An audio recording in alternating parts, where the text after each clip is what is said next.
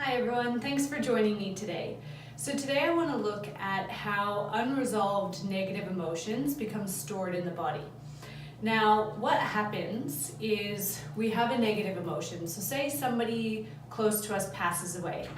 Now, initially, in the initial stages of dealing with that loss or with that passing, we feel sad, but we don't have time to grieve. There's too many things going on. We have to check on other people. We have people checking in on us. We need to make funeral arrangements. So while we may cry during this initial first 3 weeks to a month after the death, we don't actually get the opportunity to grieve the loss. Now, it's generally about a month after that person passes that things go back to their normal lives. People stop checking in on us, we stop checking in on other people. And then say one day you're watching a movie and the main character reminds you, even if it's just a tiny bit reminds you of the person who passed. Then all of a sudden you can feel yourself welling up with tears and you think to yourself, well, this is ridiculous. I've already dealt with this, and you push it back down. Sometimes we just push it back down physically. We can push it down with food, with alcohol, with drugs, with anything that we do in excess. That's a way to suppress these emotions from coming up. Now, let's say you live in a society where there's a belief of stiff upper lip, don't show any emotion, have this shield up at all times. Say like the UK. So throughout these people's lives, they've never been able to express or resolve any negative emotion. Then an event happens like Princess Diana dies, and all of a sudden it's socially acceptable, but it's also socially expected that people grieve. And so we see all these people who have never been allowed to show emotion openly wailing and bawling their eyes out on the streets. And it's not so much because they're grieving Princess Diana, it's because they're grieving every loss they've ever had in their life. And their unconscious mind sees this as an opportunity for them to get rid of these emotions, because unresolved negative emotions stored in the body are actually quite toxic to us. Now, when we store negative emotions, we store them in what's called a gestalt. And I've drawn up a couple gestalts here for you. So think of a gestalt like a basket or a bucket. Now, say the very first time we feel anger is when we're 2 years old and our parents take a toy away from us. So we create this gestalt around anger. Now, every time we feel the way that 2-year-old felt, for the rest of our lives, we add on to this gestalt until we actually go back and do some work to resolve these emotions. Now, the 2-year-old creates this gestalt because they don't have the understanding, the knowledge, the resources, or the tools to deal with what that emotion is. At some point in our lives, we're meant to learn about emotions and we're meant to learn how to deal with those emotions. Unfortunately, we never do, and so we just keep building these gestalts. Now, the horizontal gestalts are all the same emotion.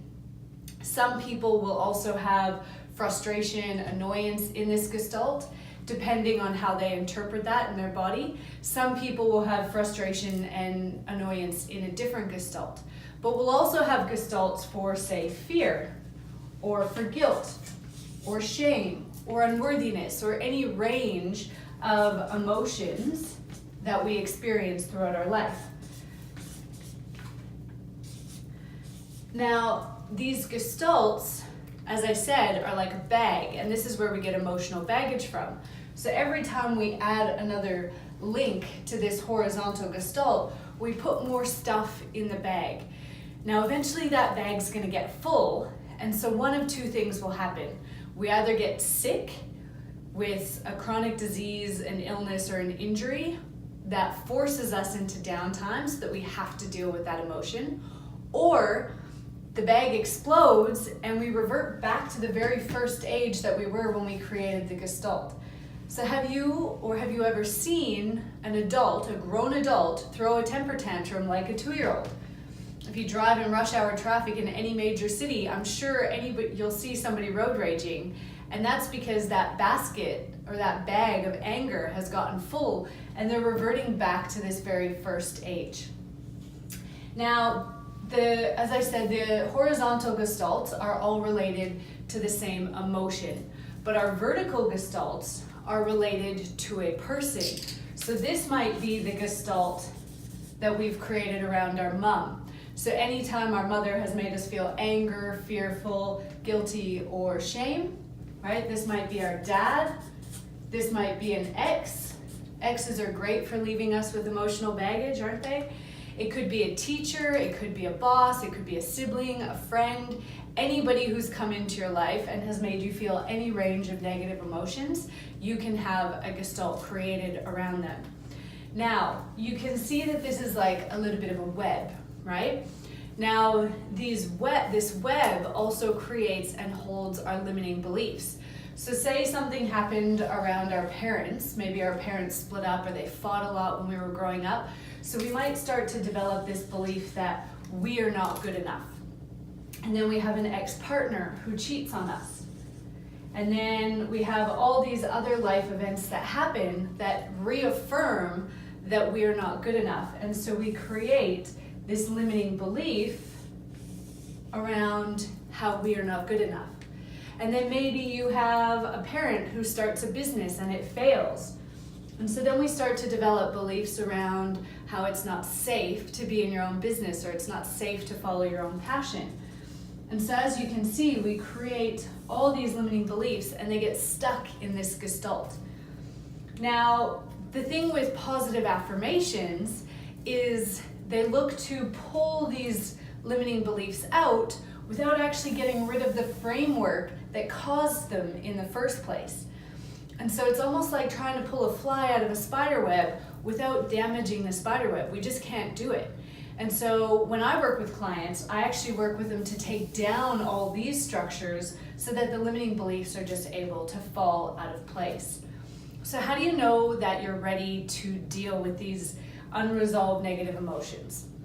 Well, your unconscious mind will only allow these emotions to come up and for you to deal with them when it feels like you're safe, when it feels like you're strong enough, and when it feels like you're capable of dealing with that emotion. So if you're resting, say just before you go to bed, or you're watching a movie and you start to get those emotions bubbling up, that's your unconscious mind saying, hey, we've got some issues here that we need to deal with. And so it's better to get them out of the body than keep them in, because these unresolved negative emotions are quite toxic to our body. And different areas of our body are associated with holding on to different emotions. So our liver, for example, holds on to anger. And I've had quite a few clients who have come to me with decreased liver function, liver disease, fatty livers, and within a couple weeks of doing some work with them, their liver function starts to come back. Their liver enzymes come up. Your kidneys are associated with criticism and guilt. Your knees are associated with inflexibility and stubbornness. Our hips, ladies, we tend to hold a lot of emotions in our hips, and our hips hold emotion around being afraid to move forward or being afraid to make a major decision. The front side of our body is associated with what we show to the world, where the back side of our body is our private selves, the part that we keep hidden from other people. The left side of our body is feminine and the right side of our body is masculine. So if you're having right knee problems, for example, that may be associated with a strong female in your life, maybe a mother or a grandparent or an aunt, but a strong female figure. So if we continue to suppress, the body will always win. And so the body will force us into a position where we have to listen. Now, I do a lot of work with horse coaching, and in the horse coaching, we talk about, when you want to move the horse, you push gently at first, so you're just touching the fur and the skin. And then you go a little bit deeper, so you're pushing on the muscle. And then you go even deeper so that you're pushing on the bone. And this is a perfect metaphor for how our bodies communicate with us. So first there's like a little whisper, we're watching that movie and the tears come up. And that's a whisper and a message to us that there's something that we need to deal with. When we ignore that message, then it gets a little bit louder and a little bit louder and a little bit louder until we're forced into a position where we're sick or we need to have surgery and we can't physically get out of bed and we can't physically go to work and go about our busy day-to-day life because we have to actually sit and deal with this emotion.